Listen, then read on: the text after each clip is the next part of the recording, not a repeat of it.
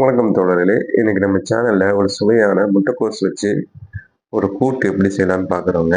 அதுக்கு ஒரு சின்னதா ஒரு மிக்ஸி ஜார்ல ஒரு 3லேருந்து 4 டேபிள் ஸ்பூன் அளவுக்கு திருவுன தேங்காய் எடுத்துக்கோங்க. இது கூடவே பார்த்தீங்கன்னா, ஒரு வரமிளகா அதையும் சேர்த்துக்கோங்க. கொஞ்சமா கருவேப்பிலையும் சேர்த்துக்கோங்க. சேர்த்து இது கூட ஜீரகம் ஒரு 1/2 டீஸ்பூன்லேருந்து 1/4 டீஸ்பூன் அளவுக்கு சேர்த்துக்கோங்க. நிலக்கடலை ஒரு 1 டேபிள் ஸ்பூன் சேர்த்துக்கோங்க.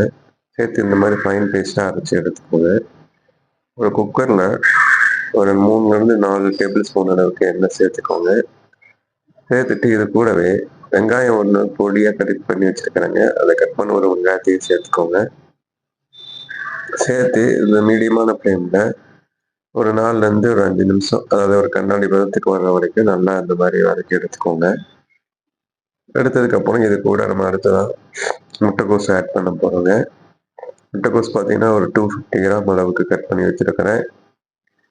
அது ஒரு மீடியமான சைஸ் முட்டைக்கோஸ் போட்டிங்கன்னா இது கரெக்டான அளவாக இருக்குங்க.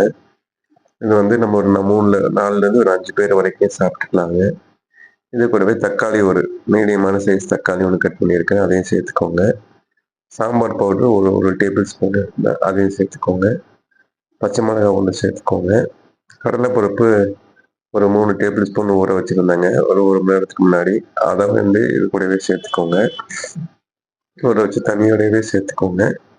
நீங்கள் சாம்பார் பொடி இல்லைன்னா நீங்கள் ஒரு டீஸ்பூன் அளவுக்கு மிளகாய்த்தூள், ஒரு 1½ டீஸ்பூன் அளவுக்கு மல்லித்தூள் சேர்த்துக்கோங்க. இந்த ஸ்டேஜில் கொஞ்சம் உப்பு, கொஞ்சமாக மஞ்சத்தூள் சேர்த்துக்கோங்க. தண்ணி ஒரு 150 ml அளவுக்கு சேர்த்துக்கோங்க. சேர்த்து குக்கரை விசில் போட்டு மீடியமான இதில் ஒரு 3 விசில் வச்சு ஒரு ஓரமாக இறக்கி வச்சுருங்க. ஒரு கடாய் எடுத்துக்கோங்க. அதில் ஒரு 3 டேபிள் ஸ்பூன் அளவுக்கு ஆயில் சேர்த்துக்கோங்க. கடுகு ஒரு 1/2 டீஸ்பூன் சேர்த்துக்கோங்க. ஒரு வெங்காயம் வந்து சின்னதாக ஒரு 2 டேபிள் ஸ்பூன் அளவுக்கு கட் பண்ணி வச்சுருக்கிறாங்க, அதையும் சேர்த்துக்கோங்க. வரமிளகா ஒரு அரை வரமிளகா உடைச்சி வச்சுருக்கிறாங்க, அதையும் சேர்த்துக்கோங்க. சேர்த்து இது ஒரு நல்லா கண்ணாடி பதத்துக்கு வர வரைக்கும் இந்த மாதிரி நல்லா வதக்கி எடுத்துக்கோங்க. ஒரு கொத்து கருவேப்பிலை அதையும் சேர்த்துக்கோங்க. சேர்த்து இதெல்லாம் வதங்கினதுக்கப்புறமா கொஞ்சமாக பெருங்காயத்தூள் சேர்த்துக்கோங்க.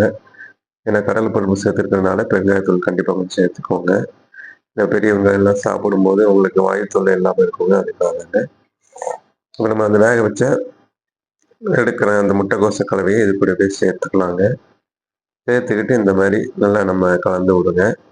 ஆல்ரெடி முட்டைக்கோஸ் அதிலே வெந்திருக்குங்க, அதனால் நம்ம கொஞ்சம் நேரம் குக் பண்ணால் போதுங்க. நம்ம அரைச்சி வச்சிருக்கிற அந்த தேங்காய் கலவையை இது கூடவே சேர்த்துக்கோங்க. கொஞ்சமாக தண்ணி ஊற்றி ஆட் பண்ணிக்கோங்க. தண்ணி அதிகமாக சேர்க்க தேவையில்லைங்க, இந்த அளவுக்கு இருந்தால் போதுங்க. அந்த தேங்காயோட அந்த பச்சை வாடை போகிற வரைக்கும் நம்ம குக் பண்ண போகிறோங்க.